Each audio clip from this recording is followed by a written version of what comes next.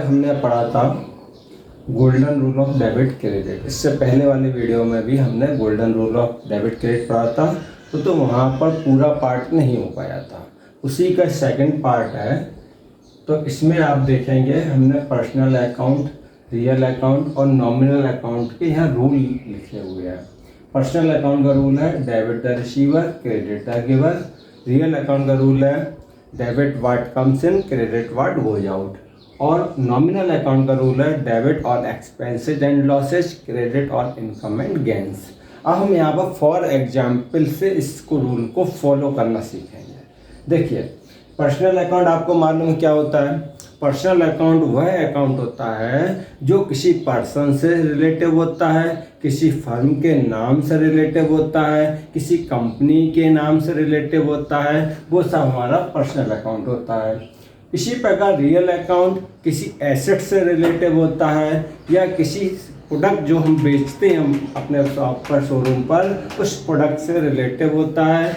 इस प्रकार के हमारे अकाउंट रियल अकाउंट होते हैं। नॉमिनल अकाउंट हमारे सभी एक्सपेंसेस और लॉसेस, इनकम और गेन से रिलेटिव रहते हैं। तो यहाँ पर हम देखिए एक एक एग्जाम्पल से एक एक रूल को फॉलो करना पूरा सीखेंगे आज। For example,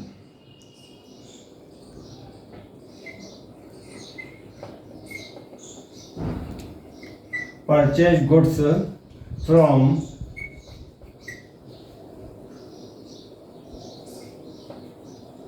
Mukesh and company,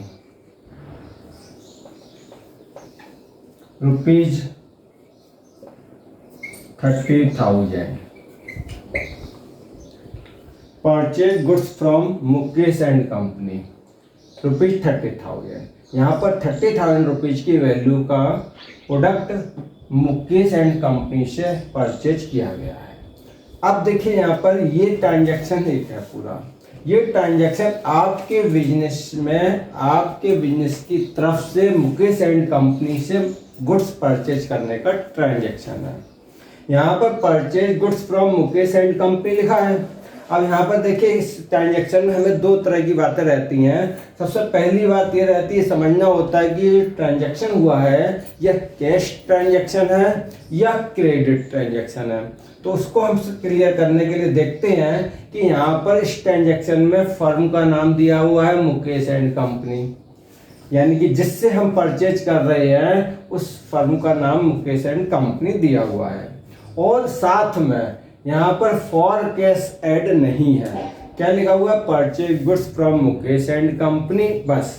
तो इसका मतलब ये हुआ कि ये ट्रांजैक्शन आपका क्रेडिट है।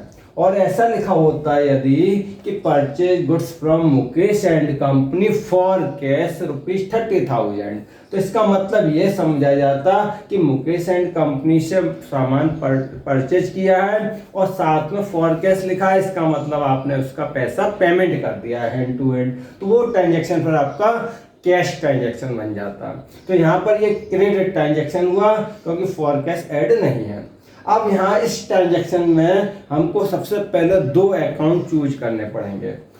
इस ट्रांजैक्शन में आपके बिजनेस में कम्स इन हो रहा है या फिर गोज आउट हो रहा है, क्योंकि हम गुड्स परचेज कर रहे हैं। गुड्स हमारा रियल अकाउंट होता है, तो रियल अकाउंट के अकॉर्डिंग या तो कम्स इन हो रहा है या फिर गोज आउट हो रहा है। जब परचेज गुड्स आप करेंगे, जब आप सामान बेचने के लिए कोई सामान आप परचेज करेंगे, गुड्स परचेज करेंगे, तो वह गुड्स आपके बिजनेस में कम्स इन होगा क्योंकि आपके बिजनेस में वो आएगा। तो यहाँ पर गुड्स जो है ये आपके बिजनेस में क्या हो रहा है? कम्स इन हो रहा है। तो ये गुड्स एक ऐसा अकाउंट है जो आपके बिजनेस को इफेक्टिवल कर रहा है। कैसे कर रहा है? आपके बिजनेस में जितना प्रोडक्ट था वह प्रोडक्ट की क्वांटिटी बढ़ रही है। परचेज गुड्स करने से ये वाली गुड्स की क्वांटिटी और इंक्रीज हो जाएगी। तो यानी आपके बिजनेस में गुड्स की क्वांटिटी इंक्रीज हो रही है। आपके बिजनेस पर इफेक्ट डालने वाला जो अकाउंट है वो आपका गुड्स अकाउंट हो गया। अब सेकंड नंबर देखते हैं इसमें, मुकेश एंड कंपनी। अब ये जो गुड्स हमारे बिजनेस में कम्स इन हो रहा है वह गुड्स कौन दे रहा है? देने वाला तो कोई होगा। या तो हम गुड्स के एक्सचेंज में कैश दे रहे होंगे, जब हम कैश यहाँ दे नहीं रहे, फॉर कैश लिखा नहीं है, तो जो गुड्स हमारे बिजनेस में कम्स इन हो रहा है वह गुड्स कौन दे रहा है? Mukesh and company. यानी कि हमारे बिजनेस में गुड्स देने वाला पर्सन कौन है? Mukesh and company. तो ये मुकेश एंड कंपनी एक ऐसी फर्म है जो हमारे बिजनेस को गुड्स प्रोवाइड कर रही है, दे रही है, गिवर है। तो हमारे बिजनेस के अकॉर्डिंग ये Mukesh and company personal account है, क्योंकि फर्म का नाम है, कंपनी का नाम है, और फर्म और कंपनी से के नाम जो होते हैं वो पर्सनल अकाउंट होते हैं। तो पर्सनल अकाउंट के अकॉर्डिंग यहाँ पर रिसीवर को डेबिट करती है, गिवर को क्रेडिट करती है। तो मुकेश एंड कंपनी हमारे गुड्स बिजनेस में गुड्स देने वाला गिवर है, तो इसलिए इसको यहाँ पर गिवर हो जाएगा। तो हमारे दो अकाउंट चूज हो गए। अब यहाँ पर इसको कौन सा अकाउंट को डेबिट करेंगे? गुड्स अकाउंट को, क्योंकि ये कमीशन हो रहा है इसलिए इसे डेबिट करेंगे। डेबिट के लिए हम DR यूज करते हैं। और यहाँ मुकेश एंड कंपनी गिवर है और पर्सनल अकाउंट के अकॉर्डिंग यहाँ गिवर को क्रेडिट किया जाता है।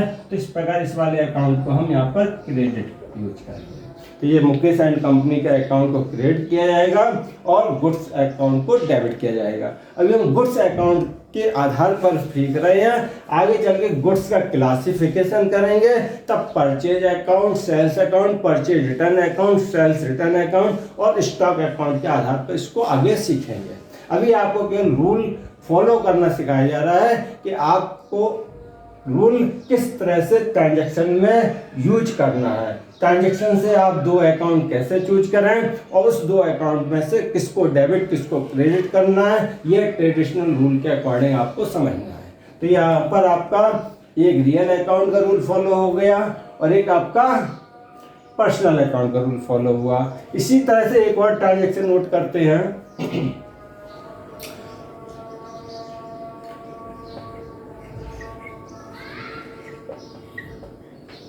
Cash paid to Suresh and sons ₹5,000। यहाँ कैश पेड किया गया सुरेश एंड सन्स को कैश पेड किया गया सुरेश एंड सन्स को।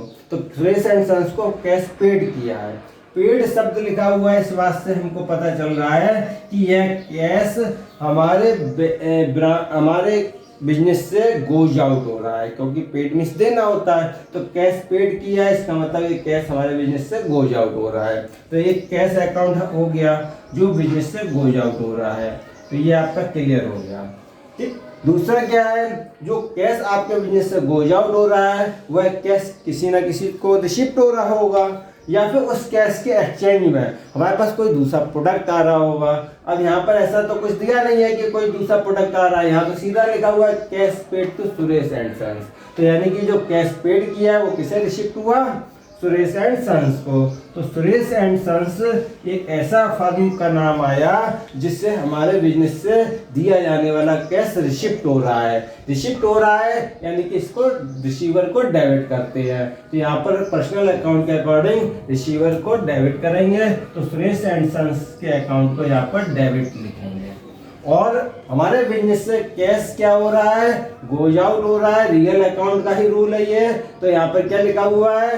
Credit debit what comes in, credit what goes out. तो यहाँ पर कैश गोज आउट हो रहा है इसलिए इसे क्रेडिट करेंगे, और कैश क्रेडिट करेंगे इसके लिए यहाँ पर CR यूज करेंगे। तो इस प्रकार ये आपका पर्सनल अकाउंट और रियल अकाउंट के दो आपके फॉर्मूले हमने यहाँ यूज किए। दो एग्जाम्पल के आधार पर आपने समझ लिया कि किस तरह से हमें यहाँ पे अकाउंट को यूज करना, अकाउंट में रूल को फॉलो करना होता है। अब हम नॉमिनल अकाउंट का रूल पढ़ेंगे। तो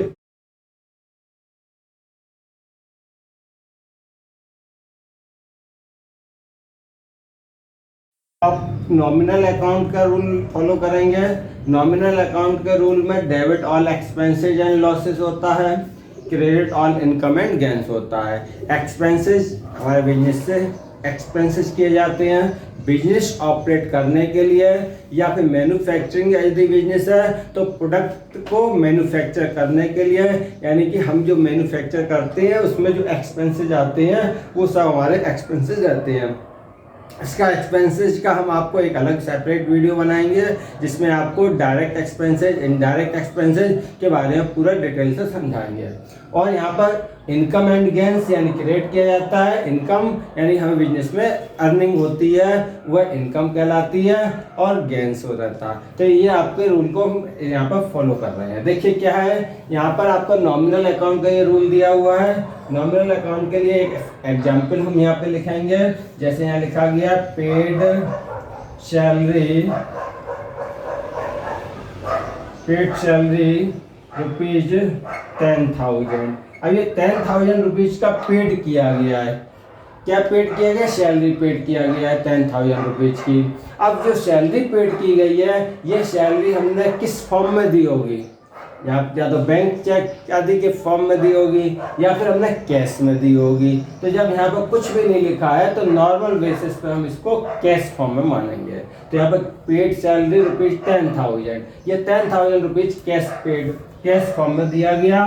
तो ये आपका एक हो गया कैश अकाउंट, और दूसरा हो जाएगा यहाँ पर सैलरी अकाउंट। सैलरी अकाउंट हमारे बिजनेस का एक्सपेंसेज है, तो ये हमारा एक्सपेंसेज हो गया। और कैश हमारा एक रियल अकाउंट होता है, क्योंकि कैश एक सामान है, दिखाई देता है, इसका रंग रूप आकृति आकार होता है। तो ये कैश हमारा रियल अकाउंट हो गया। और सैलरी हमारे बिजनेस को ऑपरेट करने के लिए हम किसी एम्प्लॉय की सर्विस लेते हैं, उसके लिए एक्सपेंसेस करते हैं, तो फर्म की तरफ से सैलरी दिया जाता है। तो सैलरी एक्सपेंसेस हो गया, और सैलरी को कैश के फॉर्म में दिया गया है। कैश हमारे बिजनेस का क्या है? Real account. तो ये रियल अकाउंट के अकॉर्डिंग इसके रूल को देखेंगे। तो यहाँ पर क्या लिखा हुआ है? Debit what comes in, credit what goes out. तो यहाँ पर कैश हमारे बिजनेस से सैलरी के फॉर्म में दिया जाएगा, तो कैश हमारे बिजनेस से गोज आउट होगा। तो जब कैश गोज आउट होगा तो इसको यहाँ पर क्रेडिट करेंगे। और सैलरी हमारे बिजनेस का एक्सपेंसेज है, ऑल एक्सपेंसेज और लॉसेज को यहाँ पर क्रेडिट किया जाएगा। तो सैलरी यहाँ पर डेबिट किया जाएगा। सैलरी यहाँ पर एक्सपेंसेज है, लॉसेस है, तो इसके अकॉर्डिंग यहाँ पर डेबिट करेंगे। तो सैलरी हमारा नॉमिनल अकाउंट होता है। ओके, इसी प्रकार इसमें एक और एग्जांपल हम देते हैं।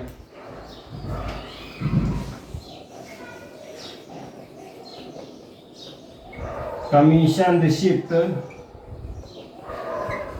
रुपीज 500।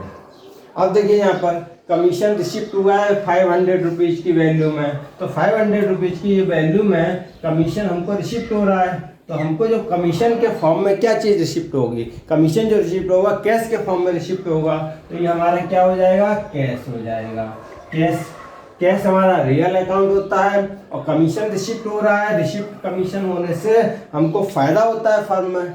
कमीशन रिसिप्ट हो रहा है तो अर्निंग हो रही है, तो कमीशन हमारा इनकम से रिलेटिव अकाउंट होगा। यानी कि नॉमिनल अकाउंट में एक्सपेंसेस और इनकम दोनों अकाउंट आते हैं, तो इनकम से रिलेटिव अकाउंट को क्रेडिट करते हैं, इसलिए कमीशन अकाउंट को यहाँ पर क्रेडिट करेंगे। और कैश के फॉर्म में हमें कमीशन रिसिप्ट होगा। कैश 500 रुपीज़ की वैल्यू में हमारे बिजनेस में कमीशन होगा। रियल अकाउंट के अकॉर्डिंग यहाँ पर क्या करते हैं? कमीशन को डेबिट करते हैं, क्योंकि डेबिट व्हाट कमीशन। तो ये हमारा कैश क्या हो जाएगा? डेबिट हो जाएगा। इसको डेबिट कर देंगे। तो ये कमीशन अकाउंट या कमीशन रिसिप्ट अकाउंट क्रेडिट करेंगे, कैश अकाउंट को डेबिट करेंगे। इस प्रकार ये आपका कंप्लीट होगा।